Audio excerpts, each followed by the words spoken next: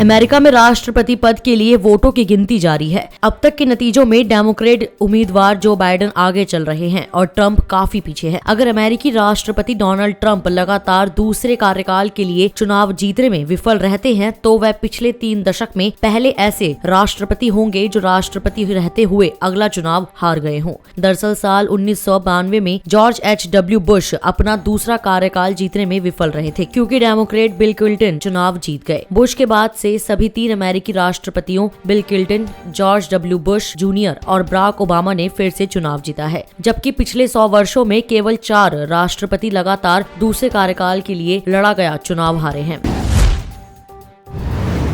Supreme court ने गुरुवार को कहा कि अनुसूचित जाति और अनुसूचित जनजाति से संबंधित किसी व्यक्ति के खिलाफ घर की 4 दीवारी के अंदर किसी गवाह की अनुपस्थिति में की गई अपमानजनक टिप्पणी अपराध नहीं है। इसके साथ ही न्यायालय ने एक व्यक्ति के खिलाफ SC/ST कानून के तहत लगाए गए आरोपों को रद्द कर दिया, जिसने घर के अंदर एक महिला को कथित तौर पर गाली दी थी। न्यायालय ने कहा कि किसी व्यक्ति का अपमान या धमकी अनुसूचित जाति व अनुसूचित जनजाति कानून के तहत अपराध नहीं होगा, जब तक कि इस तरह का अपमान या धमकी पीड़ित के अनुसूचित जाति या अनुसूचित जनजाति से संबंधित होने के कारण नहीं है। न्यायालय ने कहा कि SC व ST कानून के तहत अपराध तब माना जाएगा जब समाज के कमजोर वर्ग के सदस्यों को किसी स्थान पर लोगों के सामने अभद्रता, अपमान और उत्पीड़न का सामना करना पड़े।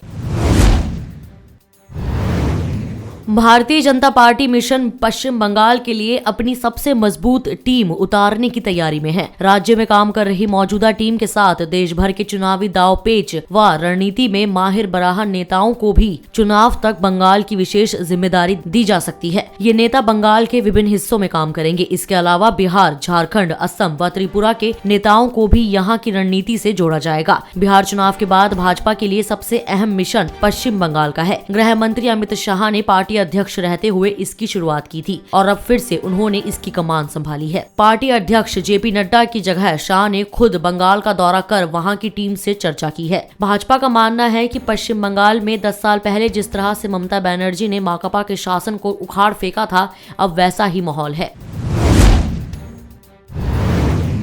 केंद्र सरकार ने विदेश से आने वाले यात्रियों को 7 दिन की अनिवार्य क्वारंटीन में रखने से छूट प्रदान की है। इसके लिए यात्रियों को 3 विकल्प उपलब्ध होंगे। केंद्रीय स्वास्थ्य मंत्रालय द्वारा गुरुवार को जारी दिशा निर्देशों में कहा गया है कि यदि कोई व्यक्ति परिवार में मृत्यु या बीमारी के कारण भारत लौट रहा हो तो उसे एयरपोर्ट पर 7 दिन के क्वारंटीन से छूट मिलेगी। मंत्रालय के अनुसार यात्रा से 72 घंटे पहले जिन लोगों ने कोरोना टेस्ट कराया हो और नेगेटिव रिपोर्ट हो, उन्हें भी 7 दिन की क्वारंटाइन से छूट होगी। तीसरे, लोगों को एयरपोर्ट पर भी कोरोना टेस्ट कराने का विकल्प होगा। यदि एयरपोर्ट पर यह सुविधा है तो लोग अपना टेस्ट करा सकेंगे और नेगेटिव रिपोर्ट आने पर उन्हें क्वारंटाइन नहीं किया जाएगा। इस सीजन में पहली बार बृहस्पतिवार को दिल्ली की हवा गंभीर स्तर तक प्रदूषित हुई है। NCR के शहरों की हालात भी खराब रही।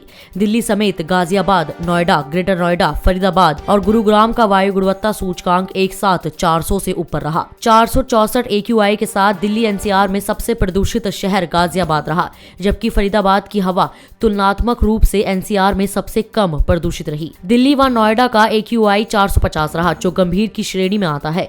केंद्रीय प्रदूषण नियंत्रण बोर्ड के अनुसार राजधानी में अमूमन सभी हॉटस्पॉट प्रदूषण को लेकर गंभीर स्थिति में पहुंच गए।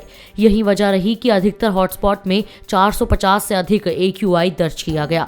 इस वीडियो में इतना ही। मैं कोमल, पंजाब केसरी दिल्ली से। अगर आपको हमारी ये खबर जानकारी पूर्ण लगे तो हमारे फेसबुक पेज punjabkesari.com को लाइक करें और अगर आप हमारी ये वीडियो यूट्यूब पर देख रहे हैं तो हमारे चैनल को सब्सक्राइब करना ना भूलें।